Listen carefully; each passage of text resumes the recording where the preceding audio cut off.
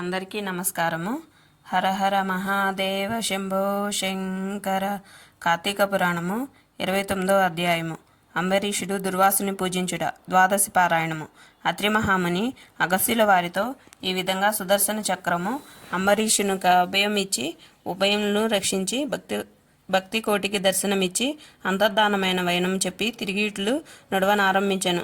ఆ తరువాత అంబరీషుడు దుర్వాసుని పాదములపై పడి దండ ప్రమాణము లాచరించి పాదములను కడిగి ఆ కడిగిన నీళ్లను తన శిరస్సుపై చల్లుకొని, ఓ మునిశ్రేష్ఠ, నేను సంసార మార్గమందున్న యొక్క సామాన్య గృహస్థుడను.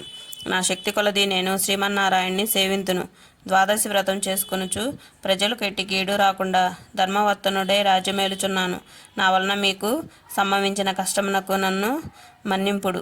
నీ ఎడల నాకు అపరిమితమైన అనురాగముండుట చేతనే తమకు ఆతిథ్యమివ్వలియునని ఆహ్వానించి తిని.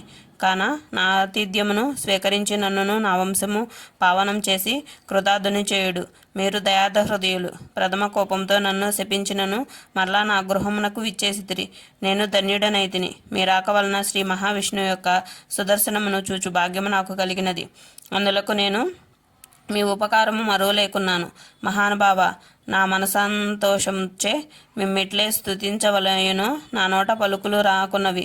నా కండ్ల వెంట వచ్చి ఆనంద బాష్పములతో తమ పాదములు కడుగుచున్నాను. తమకు ఎంత సేవ చేసినను ఇంకను రుణపడియుందును.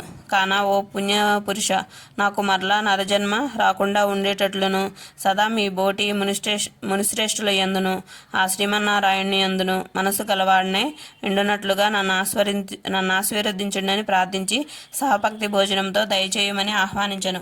ఈ విధంగా తన పాదములపై బడి ప్రార్థించున్న అంబరీషుని ఆశీర్వదించి, రాజా, ఎవరు ఎదుటివారు బాధను నివారణ గావించి ప్రాణములు కాపాడుదురో, ఎవరు శత్రువులకైనను శక్తి కొలది ఉపకారం చేయుదురో అట్టివారు తండ్రితో సమానమని ధర్మశాస్త్రములు తెలియచేయుచున్నవి.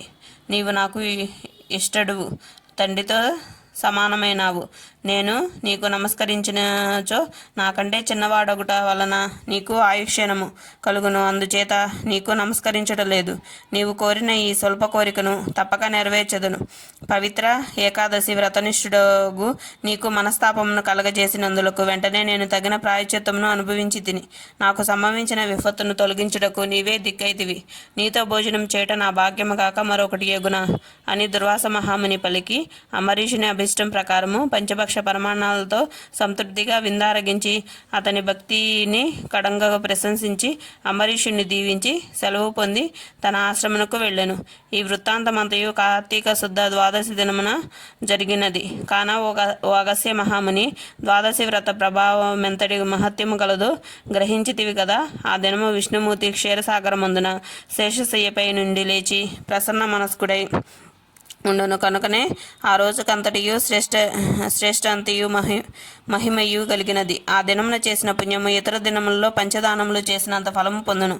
ఏ మనుజుడు కార్తీక శుద్ధ ఏకాదశి రోజున శుష్కోపవాసం నుండి పగలల్లా హరినామ సంకీర్తనచే గడిపి ఆ రాత్రంతియు పురాణం చదువుతూ లేక వింటూ జాగరణ చేసి ఆ మరునాడు అనగా ద్వాదశి నాడు తన శక్తి కొలది శ్రీమన్నారాయణ్ణి ప్రీతి కొరకు దానములిచ్చి బ్రాహ్మణులతో కూడి భోజనం చేయును. అట్టి వారికి సర్వ పాపములు ఈ వ్రత ప్రభావం వలన పటాపంచలైపోవును.